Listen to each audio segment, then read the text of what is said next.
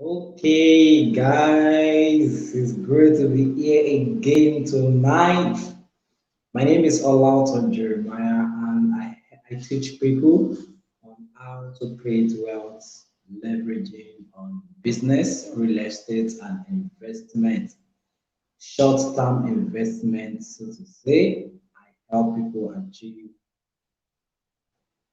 financial freedom by helping them leverage on business, real estate, and short-term investments. So tonight, I'll be discussing with you on how to build your first house with no money down. How to build your first house with no money down. Now, somebody will ask, how easy is it to build a house with no money down? Now you will find out in this session tonight because I assure you you're going to get the best of tonight's session. Don't forget, if you are yet to subscribe to my YouTube channel, kindly do that right away because I'm releasing videos that will take you from the level where you are to the next level where you want to be. Now, my mission in life is to ensure that I teach people the truth so that they will be able to make better life decisions. All of the videos I've rolled out in the past, just go and watch them, and you can tell that you are getting value, and value alone. Okay, guys. So tonight I'll be talking largely on how to, build your first house with no money down. Yes, so many people find this very, very difficult to achieve, and that is why you will see that even those who have, apartment or buildings today are mostly people who are not who we regarded as unlearned because they of course they do not have the advantage of going to school, and because of that they just leveraged on real estate to make money. And most is that those who even be learned, who are supposed to be learned and then achieve more real estate properties are the ones that are even tenants to those who are not learned. You know, so people will say that this life is not balanced, and of the truth, life is not balanced. But I assure you, with this session tonight, you will be able to take your first step to building your own house. Now, I want to know some things very well tonight that your first house does not necessarily have to be your dream house. I know you have a dream house.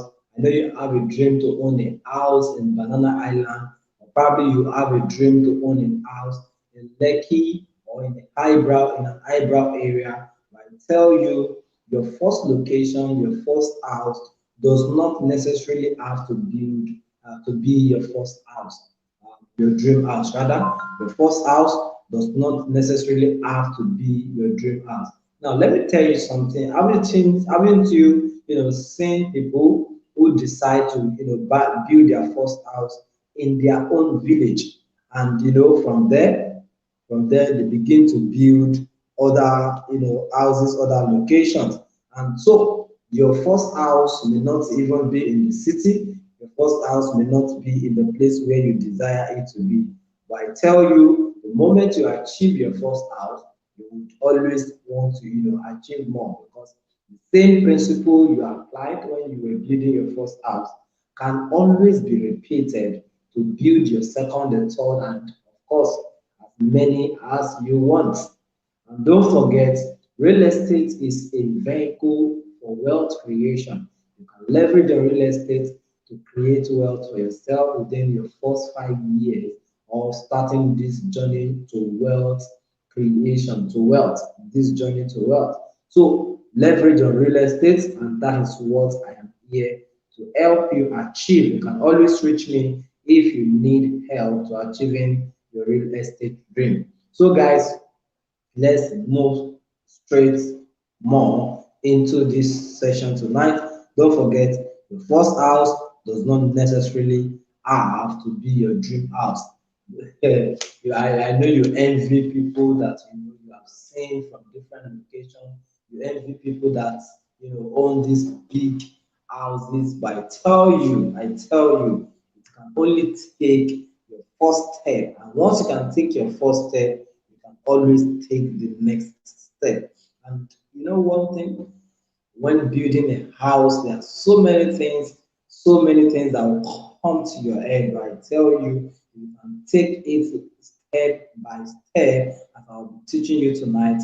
You will greatly achieve, you will truly achieve, great results from it. Now, before I move on into how to build your first house with no money down, let me tell you some habits that you have to deal with so that you can achieve progress in life. Because if you are still bounded by this habit, you are still bounded by this mentality, the chances of not achieving the real estate dream is very, very high. So, guys, if you can deal with this mentality, then you can make progress. So, with me here, I have about 15, and I'm not sure I'm going to tell you everything in this video, but of course, I do have about 15 mentality of homeowners and 15 mentalities of tenants. Now, who is an homeowner? An homeowner is someone who, of course, could also be regarded as a landlord or a landlady, somebody who owns the house, somebody who owns the property, somebody who owns the property that a tenant occupied. Of course, the property might have been inherited by the person, or the person might have built the property by himself or herself. But I tell you, whether he inherited it or built by himself, he is still or she is still the owner. So, guys, who is an homeowner then? Who is also a tenant? The tenant is someone who has chosen to rent a specific property from an homeowner. So the tenant pays the homeowner a certain amount per year or per month, depending on the country where you are, pays a certain amount depending on agreement. And of course, such an agreement would have been sealed on a paper. So it pays a certain amount on a regular basis just to keep using the facility that the homeowner has provided. And some of these facilities, there are some that are serviced, facilities or properties, while there are some that are not, serviced, properties. So depending on whatever category of property you are getting, just know that a tenant will always have a cost to pay for the you know the the house or the property that he has chosen to occupy. Excuse me.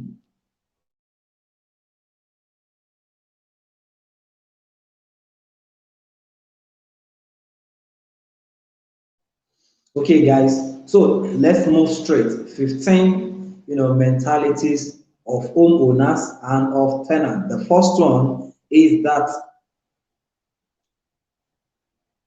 tenants sees everything as,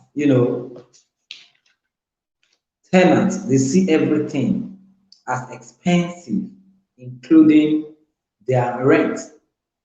Have you ever seen people complain about rent in your locality? Those who complain are tenants. Of course, it's tenant that will complain. Landlord will not complain of how expensive his property is. No homeowner will agree that his property is that expensive. But I tell you that most tenants complain that a property is actually expensive. Now, what about homeowners? They just see expensive things as affordable. They care less about what is expensive or what is not expensive. So they only see expensive things, something that is expensive as very affordable. Now the truth is this: I always tell people that nothing in itself is expensive. nothing in itself inexpensive. What only happened is that you probably don't have money to buy such thing at that moment. There is somebody somewhere who can afford what you have tagged as expensive. So nothing in itself is that expensive. You may not just be able to afford it. So this is how homeowners think. They believe or they think that no matter how much they have placed on their rent, especially if you find yourself in an environment where rent is not regularized, so they just, they believe that irrespective of the amount they placed on their rent, you will always see somebody who can afford to take it. So homeowners believe that expensive things are actually affordable. Now, let's look at second habit. Tenants, they think their homeowners are doing them a favor by, of course, giving out their properties, making it available for them to use to rent on and pay a certain amount on a regular basis. So they think their homeowners are actually doing them a favor. But you know what? Homeowners think that their tenants are doing them a favor, but they don't, get to tell their tenants about it. They don't tell their tenants that they are actually doing them a favor. But I tell you, homeowners, they see this, but they don't talk about it. Now let's go to the third one. Tenants think their homeowners, spend so much to build the property that they are already occupying. When you see some properties and you feel, wow, this, of course, I can tell you, there are some properties that are very, very, very costly to build. But no matter how costly it is still money that will be spent on it.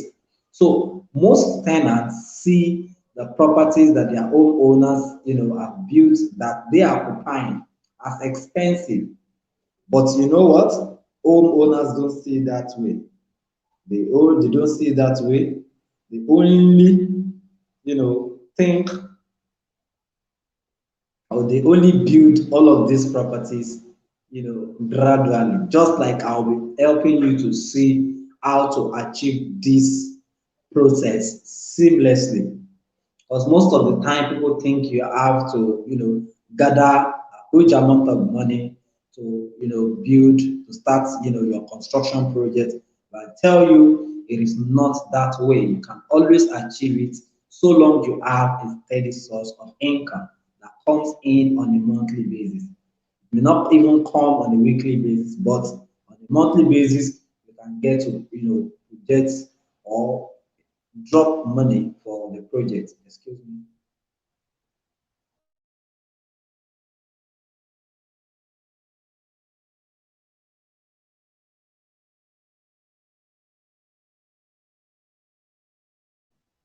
Okay, so sorry about the break. Now let's look at the fourth habit.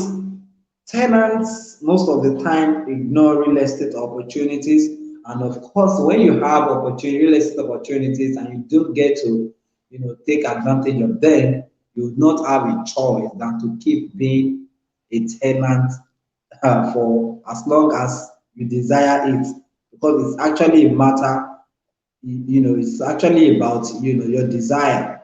So tenants, they ignore real estate opportunities.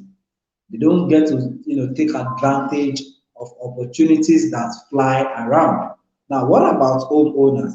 Homeowners, they are always interested in available opportunities, because irrespective of the location where I was still mentioned, irrespective of, what location the property or the opportunity is showing up, they are ready to go for it because they are, moved by the and one of the things that opportunity does is that when opportunity comes, yes, opportunity comes every now and then. It doesn't come once. But I tell you this, every time an opportunity comes and needs money in your pocket, it sees your opportunity and you need to take advantage of it. When an opportunity meets money in your pocket, it is your opportunity and you need to take advantage of it. So homeowners see opportunity in everything. They are always, expecting opportunity.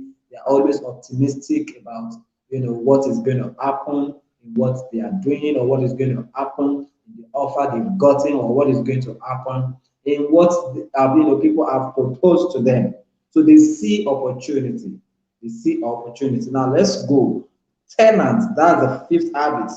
Tenants don't really know the right question to ask when it comes to their real estate, dream. They don't know the right question to ask. But you know one thing about homeowners, they ask question as many times as possible, even though they don't have money at hand. You see, you may not always have the money to spend before you ask the right question. So long you know the right answer to the right question, when the money gets into your hand, you can always, make the money, use the money to fulfill the answer you have gotten to the questions you have asked in the past. So let's move to the next, the sixth. Tenants don't like, taking risks that will make them lose money. They don't like taking risk that will make them lose money. But you know one thing about homeowners, they care less.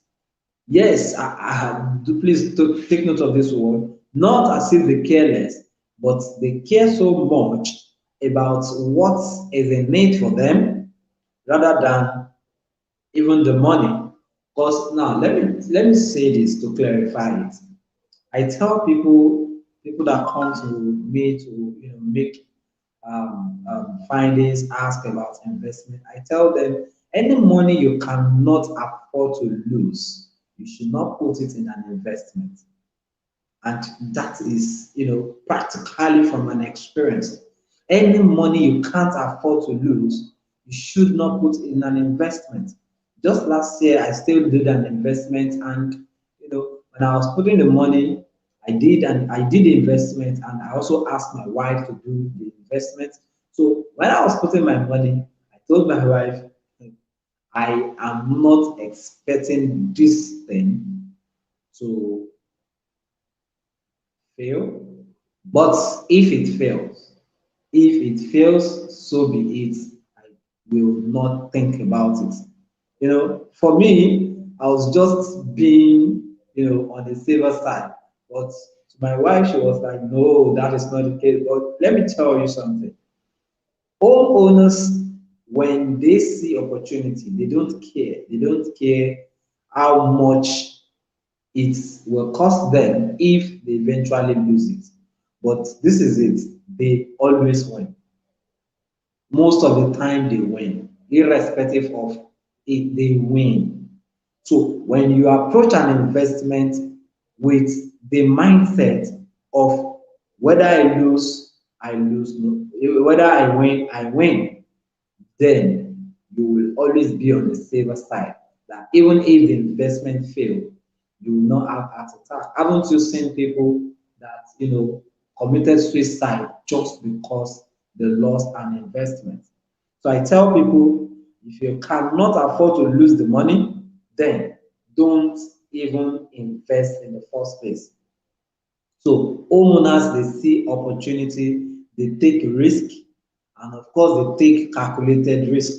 They take calculated risk from the questions they have asked before. They can, take an informed, risk, take an informed action, and that is why they always win every now and then. Okay, so let's move to the next, habit. Tenants think they don't have enough knowledge, especially on real estate acquisition, building their first house. They think they don't have enough knowledge. They think, oh, they still need to know more about, land documentation. They think they still need to know more about so many things. And because of that, they are always learning and they never come to knowledge. They never come to that actualization of knowledge, that actualization stage that they feel they already know and they can act on whatever thing that they have learned. But you know one thing about homeowners, they are always they are always acting on every knowledge that comes their way, because they know that experience will only build more knowledge in them. When you experience something, you can always get to know more. As people say, experience is the best teacher. But I tell you, it may not actually be your own experience. But if it is an experience from somebody or from you, you can always increase in knowledge. So homeowners, they are always taking action on every knowledge that they acquire. They don't get to wait till they have more knowledge or abundant knowledge to act on. Okay, so let's move to the next one. Tenants don't always have money for everything. You talk to somebody about an opportunity, and the next thing the person is saying is, I don't have money. Most of the time, they don't always have money. So tenants don't always have money for everything. But you know what? Homeowners look for value to exchange for money. Irrespective of what it will cost them, they always look for value. As long as that thing is valuable, they are interested in taking advantage of it. But homeowners, they always say they don't have money. Now, tenants, they always say they don't have money. Now, homeowners, even if the money is not available in their pocket, they still don't declare that money is not available. Instead, they look for a way to, exchange value, to raise the money, and then get it into whatever opportunity that they have been presented with. Now, let's move to the next one. That's the number 8 point. Now, tenants complain so much, even about real estate locations, amounts, complain, even documentation. They are, professional complainers. Tenants complain so much. They complain about everything and anything. They complain about their landlord. They complain about, the rules or the principles of their landlord. They complain about everything. If they ask to buy land, they complain about the money. If they ask to, they bought the land, if they ask to pay for documentation, they still complain about the documentation. Now, listen to me. It's not as if they should not, budget their money. No, I would not subscribe to that.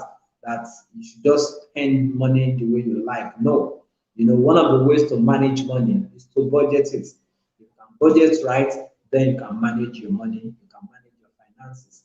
So all tenants complain about everything most of the time. But what about homeowners? They don't mind buying. They don't mind going to places to buy. They don't mind buying in far different locations, far places in different locations, just for them to, secure the future. They don't complain about opportunities. Instead, they leverage on opportunities. So also tenants live, they lament over rent increments at all times. Tenants, they lament over increment of rent at all times. But you know one thing, homeowners don't care. They don't care. That's just the simple truth. Have you ever seen a landlord that sympathized with his tenants before? An homeowner that sympathized with his tenant before. Oh, so sorry, this rent is high this year. Oh, so sorry, I'm going to increase the rent. I hope you'll be able to pay. Okay, maybe I'll assist. No, homeowners care less. They care less about how much or how increase, what increase the increment percentage that is, coming up on the, the amount that is being paid. So they don't care, they don't care about it. They can increase the rent at any time without consulting even tenants. Why do they even need to consult tenants in the first place? Were they there when they were building the house? No. So they don't have to consult. Now, another thing I want to know, this is the number 11, is that tenants don't develop their land when they eventually buy.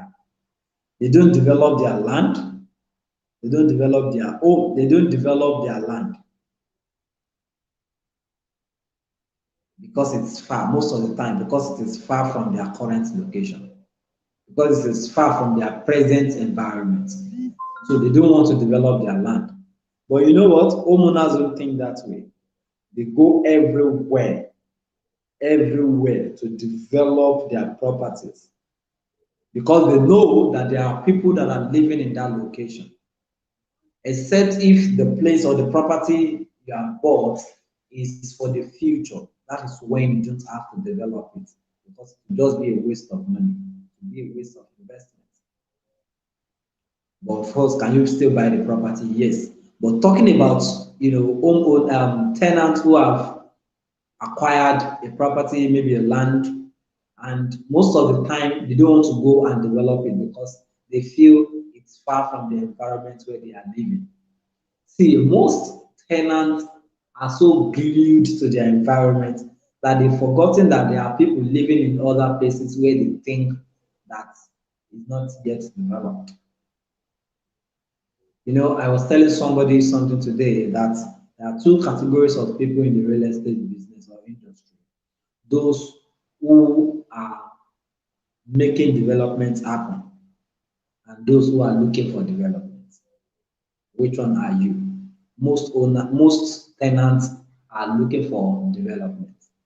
Of course, when you have the money, you look for development. But most tenants, most people that are living in a place that are developed, most of them are tenants. Yes, most are tenants. How many houses do we have in Banana Island? And how many people are living there? Think about it. How many houses do we have in Ikoyi? And how many people are living there? Think about it. Most people who are living there are tenants. Most people. If we have 500 houses in Ikoyi and we have 3,000, people living in the entire, Ikoyi, that simply shows that the people who are living there, most of them are tenants. So most tenants don't get to go to develop their properties because they believe that it is far from their present location. But homeowners, they go everywhere to develop theirs. The number 12 is tenants think that there are no trusted real estate agents when they are, consulting people to help them with property. But you know what? Homeowners know that, trust can be earned. The number 13, tenants go everywhere with their past scammed experiences. When they have been scammed once, they go everywhere talking about it. And because of that, they don't want to have anything to do with anybody again. But I tell you the truth, for homeowners, they leave their, scammed experience behind and they take new steps, make new progress. So if you want to be the homeowner, then you should leave your scammed experiences behind. Yes, I'm not advising you also that you should not make your findings before you drop your money. I always say you must understand the T and C before you commit your T and M. Understand the T and C, that's the terms and conditions, before you commit your T and N, that's your time and your money. Time is money, money is you need time to make more money. So you must understand the terms and conditions, understand the business, understand the property before you commit your money to it. Now, what about the next point is tenants always have projects to spend money on, and this is where I'm going to be stopping tonight. Tenants, they always have projects to spend money on. Projects doesn't finish. That is how the homeowners think. They know that projects don't finish. So because projects don't finish, they just factor in every property they need to develop into the project. But you know what? Most tenants believe that they still have projects, they have projects, they have projects. When you ask them, what are you, when are you going to start, the construction, they tell you, I still have other things I'm doing. Yes, they always have projects, forgetting that that property can also be a project for them to manage. So, as a tenant, until you begin to change some of this mentality, you will not become the homeowner that I'm talking about tonight. So now, how do you now develop or build your first house? How do you, build your first house with no money down? When I say no money down, I mean with no money down. And this is what I meant by that. You don't have to save up. You don't have to save up before you begin your building project. All you just have to do is to, make a decision to build your first house. And don't forget that I mentioned the first house does not necessarily have to be your dream house. And you know what? Your first house can be your starting point, but it is not the end. You can only move forward. It can be a bend, but it is not the end. If you ask most people who have, houses in Banana Island today, they can tell you places they have lived before. Some of them have built houses in places that, people are, eager to go and live now. Some of them have houses there, but today they are in Banana Island because they know that that is the next place to live. So, how to build your first house? It is how to build your first house with no money down. The first thing you should take note of is that you should create a clear vision for it. For the home, for the building, create a clear vision for the building. For the property you want to develop, you need to create a clear vision for it. Because until you make it your vision, planning to achieve it may become a problem. Until you make it a vision that this is one of the things you have to do before you are 30, or one of the things you have to do before you are 50, you are 40. Until you do that, planning that, oh, I'll do it, I'll do it, I'll do it, you may not achieve it at all. So you need to make it a vision. It has to be a deliberate thing. Habakkuk the preacher says, write the vision, make it plain on tables, so that he that reads it will be able to run with it. So until you make it a vision, planning to achieve it may not be possible. It may be a problem. Then secondly is that, of course, you should get a piece of land, because all you need is actually a piece of land. Somebody was asking me today that how come a 300 square meter of land is a plot of land? I'm like, oh, really? Okay, now let me explain to you. And let me use this opportunity to explain to you that a piece of land can be a plot of land, and a plot of land can as well be a piece of land. Now, all you need to build your first house and every other houses you will build is a piece of land, or maybe a plot of land. A piece of land is all you need. Because when you say a piece of land or a plot of land, it is 600 square meter, or is 60 by 120, or is 500 square meter, whatever size it is. I tell you that in your location, that may be the size. When you move down to another side of the country where you are, you may get a lower size for a full plot of land. So it is not about the size of the land that makes up a plot of land. It is what? The piece of land. It is just, that's, land that is being measured. There are different sizes of land.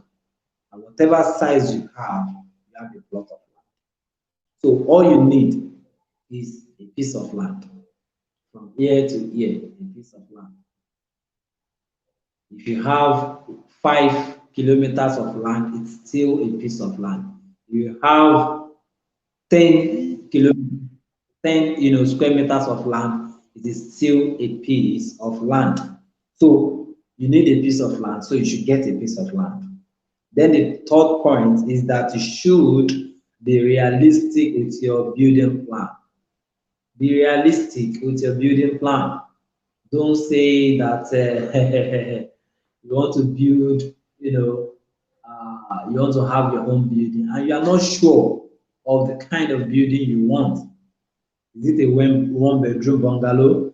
Is it a one bedroom, a one room studio? Is it a a two-story building, or is it a three-bedroom bungalow? It depends. It depends on what you want. You have to make the decision that this is the type of house that you are willing to build. Okay, so the next point I want to raise tonight is that you should face your project. Face it into periodic, um, um, um, into periodic, segments. Face it, PHASE. Face it. You are starting with what? Then what? Then what? Because if you can face your project, if you can divide it, segment it, you can achieve a lot with it. You can make the decision to use direct labor. You don't have to contract it out to companies or building contractors, construction companies to do it for you. You can actually do it yourself, even if you are busy. You can do it on a weekend. You can go to work Monday to Friday, and on Saturday you are at the site managing laborers. Don't forget, you are on a mission to building your first house, and it doesn't have to be your dream house. So you can use direct labor and make do your personal um, do your personal supervision by weekend, just like I mentioned. And you can, just like I said earlier, while facing it, you plan, okay, you want to do the direct labor, you want to use direct labor, supervising the project every weekend. Then you now map out. You map out declaring and the set out. Don't forget, when you ask questions, you'll be able to know what to do per time. So in preparing for the building, you can as well consult professionals. You have them as friends, they can easily talk to you about it.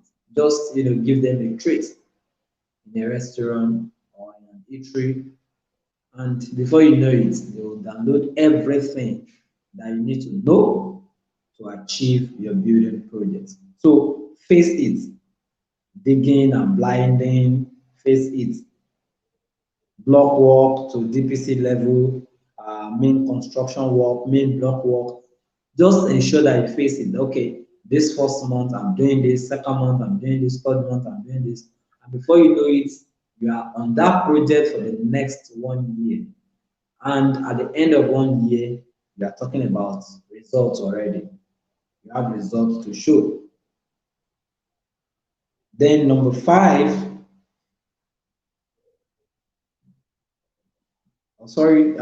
the material that you really need to take note of. Funnily, what you need to start the building are not, in itself so expensive, because most of the time, building construction is not as expensive as the finishing. Construction is not as expensive as the finishing. So what do you need? You need a block, you need a cement, you need sharp sand, you need granite, you need water to start every of these things. And once you have a piece of land, you can always, just like I advise, give a treat, give a special treat to one of your friends into construction. The person will help you see how to take your piece of land to the next level, where you call, you hire a bricklayer, and then before you know it, digging is done, blinding is done, you lay the foundation, and you are good to go to start, putting the blocks and the cement. So to achieve your building project is as easy as that. But this is one thing I want you to take note of in this class, that it will take a gradual process to achieve greater results than to wait to have a greater result, or a great result rather, before you start your process. It will take a gradual process to achieve a greater result, rather than waiting to have the results before you start the process. Because most of the time, when you wait to get the results before you engage the process, you may end up wasting, and you may end up not achieving it. So on a monthly basis, once you have a budget, you know how much that comes in into your pocket, you know how much you can, you spend, how much you live on, and you can, make budgets for your building projects. And on a monthly basis, you are achieving it. You are buying this, you are calling on laborers to go to work, pay for this, and you make use of it on site. And before you know it, you get to achieve your building project. So I hope that you have learned a lot in this class. If you do have questions, kindly drop it in the comment box. I'm seeing your comment. Okay, thank you, Simply Precious. You said nothing is expensive. Yeah, nothing is actually expensive. You may not just have money to buy it at that moment. So if you do have questions, kindly drop it in the comment box. Let's take questions. Let's take questions. Okay, so in the absence of questions, I want to believe that from tonight you are going to get your first building project into reality. And I would like to entertain your questions. If you have questions, kindly send it or drop it in the comment box, and I'm going to attend to your question. Thank you so much. Thank you so much. And don't forget to subscribe if you are yet to subscribe, and put on the notification button so that whenever I upload the next video, you'll be able to get notified. Thank you, and do enjoy a blessed night. Bye.